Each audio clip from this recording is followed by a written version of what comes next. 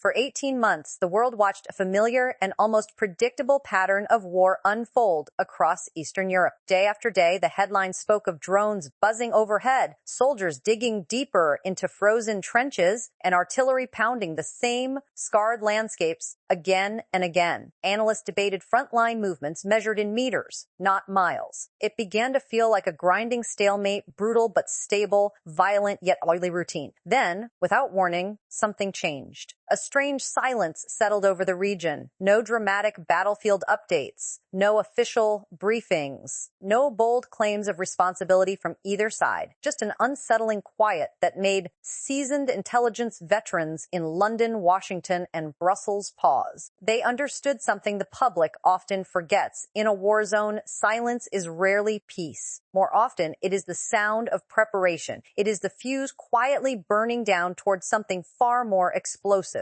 Bent in behind closed doors, analysts leaned closer to their screens. Signals traffic dropped off. Russian military channels went dark in unusual ways. Satellite imagery showed movements that didn't fit any defensive pattern. This was not de-escalation. It was concealment.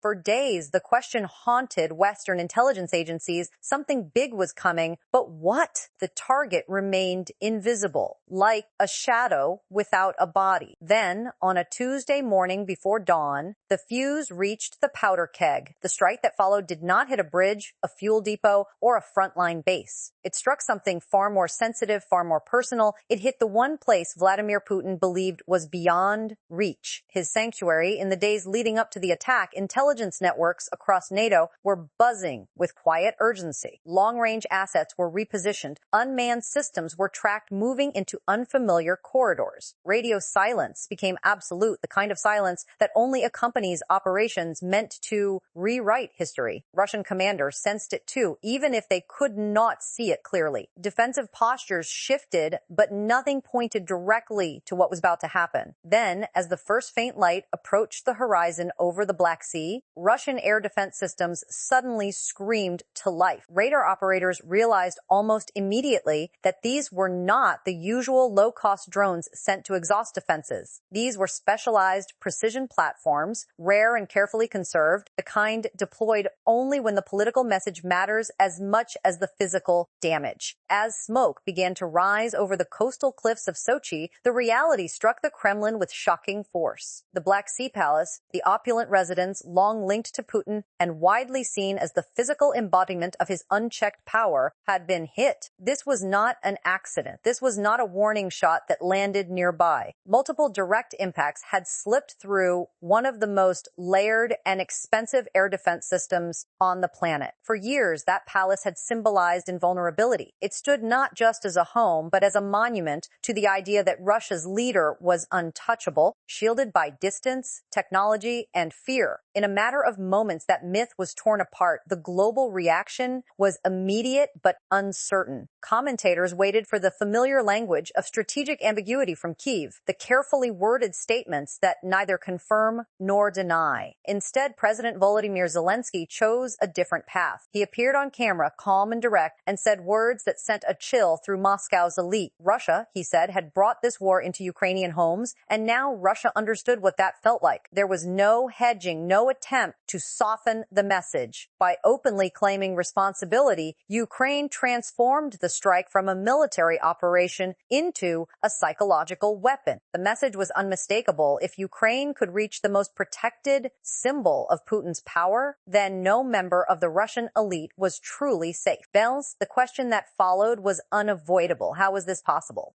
This was not luck, and it was not a single clever drone slipping through by chance. It was the result of a masterclass in modern multi-domain warfare. As aerial assets moved toward their target, cyber units were already at work, disrupting communications and blinding key nodes within Russian defense networks. At the same time, Ukrainian special forces conducted carefully timed diversionary actions near the border, forcing Russian commanders to split every piece moved in coordination, each designed to create a gap just wide enough for the strike to pass through. The operation revealed something far more alarming to Moscow than the physical damage itself. Ukrainian intelligence did not just know where to strike. They knew when to strike, how to strike, and exactly which weaknesses to exploit. Within hours, Moscow's response oscillated between fury and panic. Official statements abandoned vague warnings about red lines and escalated into promises of total annihilation. Subtle but noticeable adjustments were made to Russia's nuclear readiness posture, signals intended as intimidation not just toward Kyiv, but toward Washington and its allies. Yet threats only work when the opponent shows fear. This time, Ukraine did not flinch. The choice of target was deliberate. A palace, not a city, a symbol of leadership, not civilians. By staying within the laws of war while shattering the psychological armor of Russia's president, Kyiv demonstrated restraint and resolve at the same time. Land for the Russian leadership, the implications were devastating. The war was no longer something happening far away, confined to maps and reports. It had arrived at their doorstep, at their private sanctuaries. The illusion that distance and power could guarantee personal safety was gone. Inside the Kremlin, trust frayed as officials quietly wondered who else might be vulnerable and how deep Ukrainian intelligence penetration truly ran. The strike forced a reckoning not just with military reality, but with the narrative that had sustained the war at home. The smoking ruins of the Black Sea residence now stand as a stark marker of a turning point. They signal a new phase of conflict, one where technology, intelligence, and political will intersect in unpredictable ways. The silence that once hung over Eastern Europe has been broken, replaced by a far more dangerous clarity. In this new reality, fortresses are not absolute. Power does not guarantee safety, and courage combined with precision can reshape the balance of fear. Malind, the palace that once symbolized untouchable authority, has become a reminder written in smoke and concrete. No leader is beyond reach in an age where information travels faster than missiles and courage can outmaneuver brute force. What comes next will not only shape the future of this war, but the future of global conflict itself. If you found this deep dive insightful, don't forget to hit the like button and subscribe. The world is changing fast, and staying informed has never mattered more. Until next time.